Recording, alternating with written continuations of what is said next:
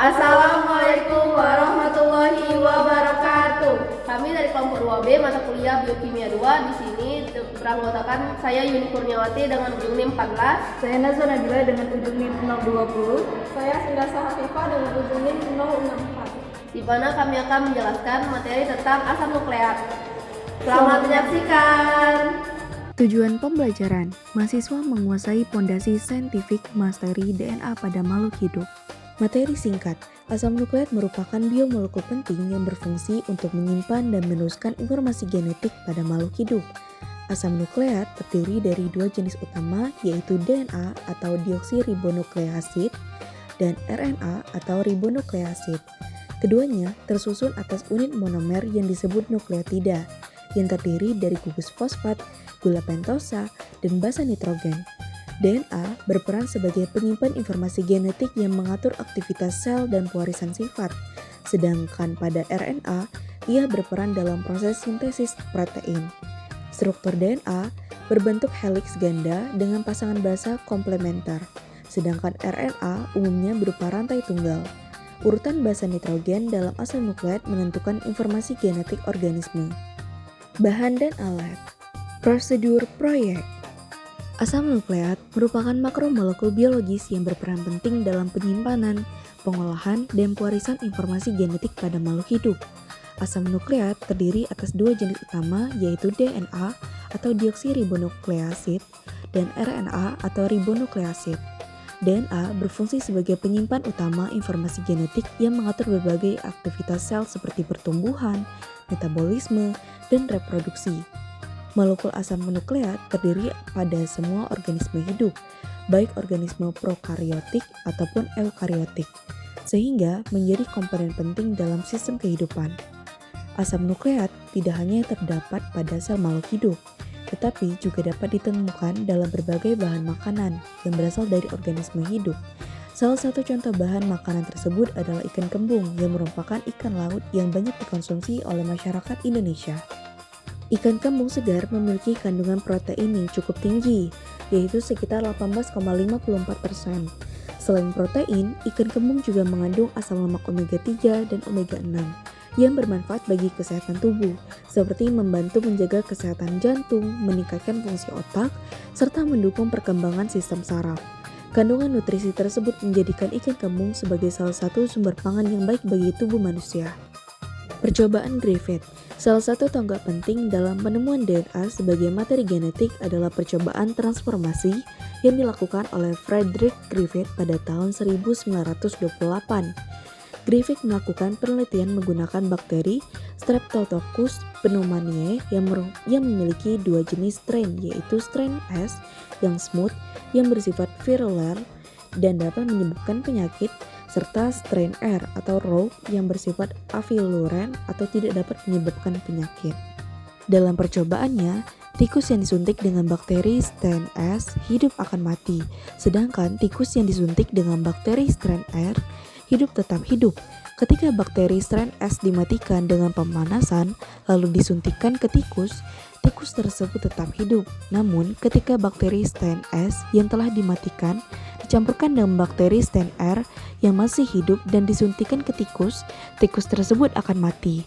Dari darah tikus yang mati, ditemukan kembali bakteri strain S yang masih hidup. Hasil percobaan ini menunjukkan bahwa bakteri strain R telah mengalami transformasi menjadi strain S setelah menerima materi genetik dari bakteri strain yang telah mati. Percobaan ini memberikan bukti awal bahwa terdapat suatu bakteri genetik yang mampu mengubah sifat suatu organisme. Struktur DNA. DNA tersusun atas unit-unit kecil yang disebut dengan nukleotida. Setiap nukleotida terdiri dari tiga komponen utama, yaitu gugus fosfat, gula pentosa, dan basa nitrogen. Basa nitrogen pada DNA terdiri dari 4 jenis, yaitu adenin, timin, guanin, dan sitosin. Molekul DNA tersusun atas dua rantai polinukleotida yang saling berpilin dan membentuk struktur heliks ganda. Kedua rantai tersebut dihubungkan oleh ikatan hidrogen antara pasangan basa nitrogen yang bersifat komplementer, yaitu adenin berpasangan dengan timin dan guanin berpasangan dengan sitosin. Struktur heliks ganda ini memberikan kestabilan pada molekul DNA. serta memungkinkan penyimpanan informasi genetik secara efisien. Adapun fungsi dari komponen penyusun senyawa asam nukleat yaitu sebagai berikut. Yang pertama itu gugus fosfat yang berfungsi menghubungkan satu nukleotida dengan nukleotida lainnya melalui ikatan fosfodiester sehingga membentuk rantai polinukleotida. Yang kedua adalah gula pentosa yang berfungsi membentuk rangka nukleotida dengan menghubungkan basa nitrogen dengan gugus fosfat sehingga akan membentuk struktur dasar nukleotida. Yang ketiga, basa nitrogen berfungsi menyimpan informasi genetik karena urutan basa nitrogen pada DNA atau RNA menentukan kode genetik yang akan diterjemahkan menjadi protein. Replikasi DNA. Replikasi DNA merupakan suatu proses penting penggandaan molekul DNA yang terjadi sebelum sel mengalami pembelahan. Proses ini sangat penting karena memastikan bahwa setiap sel anak akan menerima informasi genetik yang sama dengan sel induknya. Pada proses replikasi DNA, kedua untai DNA induk akan terpisah dan masing-masing berfungsi sebagai cetakan untuk pembentukan untaian DNA baru. Enzim DNA polimerasase berperan dalam menambahkan nukleotida baru pada rantai DNA yang sedang disintesis sehingga terbentuk ikatan fosfodiester antara nukleotida. Replikasi DNA berlangsung secara semi-konservatif, yaitu setiap molekul DNA hasil replikasi terdiri dari satu untai lama dari DNA induk dan satu untai baru yang disintesis selama proses replikasi.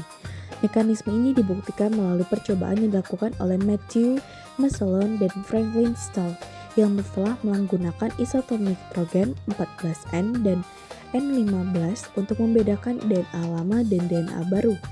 Hasil percobaan tersebut menunjukkan bahwa setiap molekul DNA baru mengandung satu untaian lama dan satu untaian baru. Kesimpulan, asam nukleat merupakan biomolekul yang berfungsi menyimpan dan membawa informasi genetik pada makhluk hidup. DNA tersusun dari unit nukleotida yang terdiri atas gugus fosfat, gula pentosa, dan basa nitrogen yang berpasangan secara spesifik. Percobaan Griffith menunjukkan adanya proses transformasi genetik pada bakteri sebagai bukti awal adanya materi genetik. Selanjutnya, percobaan Michelson dan Stahl membuktikan bahwa replikasi DNA berlangsung secara semi-konservatif, yaitu setiap molekul DNA baru terdiri dari satu untaian lama dan satu untaian baru, sehingga informasi genetik dapat diwariskan kepada sel anak. Sekian dari kelompok kami ucapkan wassalamualaikum warahmatullahi wabarakatuh.